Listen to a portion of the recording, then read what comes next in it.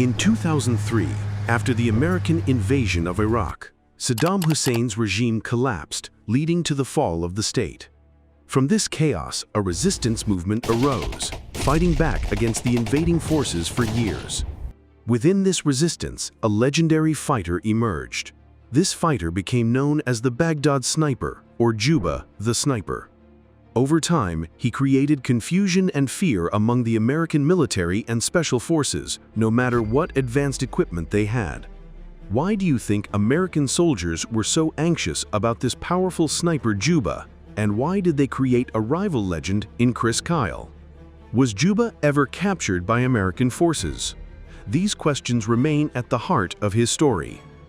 One day in 2003, right after the invasion of Iraq, a group of American soldiers was traveling through the streets of Baghdad in their armored vehicle, heading back to base. Suddenly, a sharp shot struck the driver in the head, causing the vehicle to swerve and crash into a pile of rocks at the roadside. The soldiers quickly jumped out, unsure of where the shots were coming from. Then another shot rang out, taking the life of another soldier. It became clear they were up against a sniper.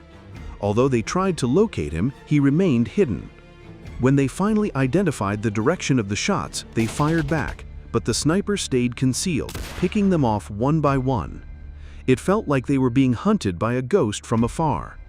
The soldiers sought refuge in nearby buildings, desperate to escape the relentless sniper, but there was no safe place.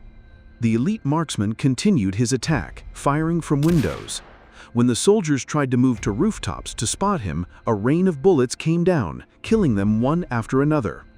This sniper showed incredible skill, moving swiftly between buildings, setting up in new spots, and always hitting his targets.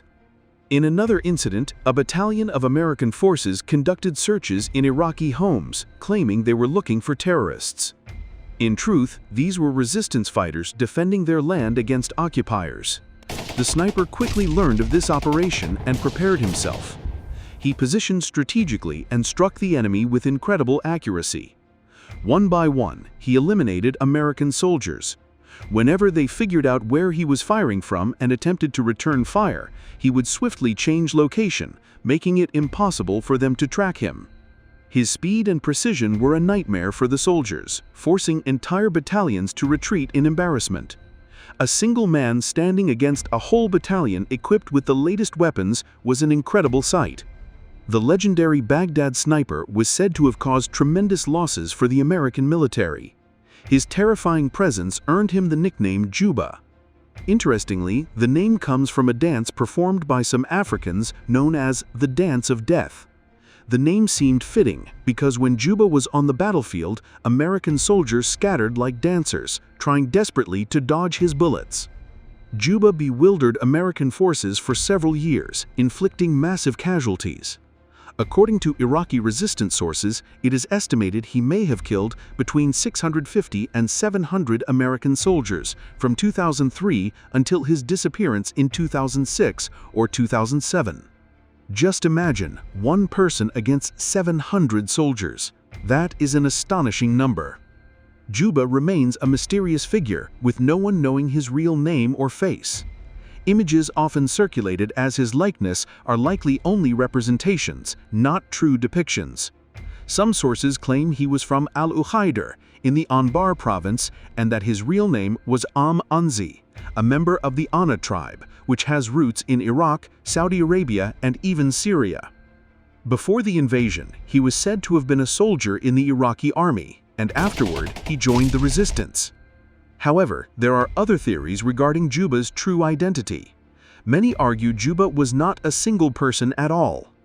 They believe multiple snipers adopted the name Juba to confuse and mislead U.S. forces. This ambiguity only added to the legend, making it nearly impossible to separate fact from fiction. Juba targeted a variety of objectives, whether they were battalions, vehicles, or armored cars. After striking, he would relocate to carefully chosen hiding spots, making it extremely difficult for the enemy to find him. He usually set up about 200 to 300 meters away from his targets, a significant distance that made pinpointing him tough. Juba was often referred to as the Ghost of Baghdad, due to his ability to strike fear into the hearts of American soldiers while vanishing without a trace. His incredible marksmanship and elusive nature led to tales of him appearing and disappearing like a ghost, heightening fear and uncertainty among U.S. troops in Iraq. He used an Iraqi-made rifle called the Tabuk, a modified version of a Russian sniper rifle. While this weapon was not considered advanced and typically had a range of about 200 meters, some reports claim Juba could hit targets from as far as 500 meters. Nevertheless, he often chose to engage at around 200 meters to ensure maximum accuracy. Once he selected his position, Juba would open fire quickly, hitting his targets before they realized what was happening. He focused on the neck and head to ensure his shots were deadly. His accuracy was remarkable, and it was rare for him to miss. When Juba fired at American soldiers, they often tried to dodge the shots, creating chaotic scenes. According to reports, an American general even advised his troops to dance to avoid his bullets. Initially, soldiers tried to throw smoke bombs to block the sniper's view and take cover behind the smoke. However, they struggled to locate him because of his expert concealment skills. By the time they reached his firing spot, he was gone. Legend has it that when soldiers finally arrived at the sniper's previous location, they found empty shell casings and a note written in Arabic on a black and white background declaring that the Baghdad sniper had been there. Each empty casing represented a victim. When American soldiers compared their body count to the sniper's claims, they realized the numbers matched up, proving that Juba had not missed a single shot. American forces became desperate in their fight against Juba. They armored their vehicles and even reinforced their own bodies for protection. But Juba adapted, targeting weak spots such as joints, the neck, and the lower back where armor could not fully shield them. It was as if he had an instinct for finding vulnerabilities. Juba, the Baghdad sniper, was such a mystery to American forces that they placed a huge bounty on his head, offering up to $40,000 to anyone who could provide information leading to his capture. In response, Juba turned the tables, offering $100,000 to any American soldier who could show his face from a tank or an armored vehicle. His challenge was clear: show your face and it will be the last thing you ever do. It was a direct threat, a bold act of defiance. Over the years, 4 video excerpts emerged between 2005 and 2007. These films, titled Juba Baghdad Sniper, depicted some of his operations against American soldiers. They showcased how Juba executed his sniper missions and also documented training sessions for various resistance sniper groups, many of whom were likely trained by him. He represented an elite force that struck fear into the hearts of his enemies. His stories of his exploits and the circulating videos inspired courage among fellow fighters while sowing doubt among American troops. It was a form of psychological warfare. In retaliation, the U.S. military aimed to create its own legend to rival Juba. This figure was Chris Kyle, an elite sniper who became a symbol of hope and pride for American soldiers. Reports from the military claim he took out 160 individuals during the Iraq War, although the real number is likely closer to 250. Chris Kyle earned a reputation as one of the deadliest snipers in U.S. military history.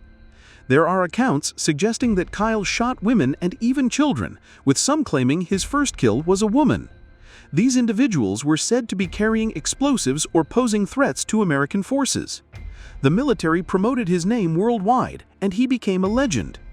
The film American Sniper, released in 2014, depicted him as a hero fighting terrorists. Interestingly, even this Hollywood film included an actor portraying Juba, highlighting his skills. This inclusion shows how even an enemy can become a legend. To ignore him would have made the narrative seem dishonest. If a film meant to glorify the American sniper showed Juba as a formidable force, it raised questions about the reality of the situation. Towards the end of the film, Juba is portrayed as a terrorist, set up for comparison with Kyle. In the movie, Kyle kills Juba with a long-range rifle. While this fit the storyline, in reality, only fate could determine whether Kyle or anyone else could have taken out Juba or even encountered him at all. A quick comparison reveals the true contrast between the two. Chris Kyle was a soldier in an occupying army, while Juba was defending his homeland. Kyle had access to advanced weaponry, armored vehicles, aircraft, and satellites. In contrast, Juba relied on his faith and his fellow fighters.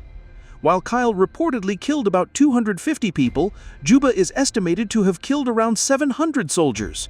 When it comes to strategy, concealment, and tactical intelligence, Juba stood out as the victor. The Americans tried to build up the image of their sniper through films and stories, but matching the legendary status of Juba was impossible. After leaving the military in 2009, Chris Kyle opened a firearms training center in Texas.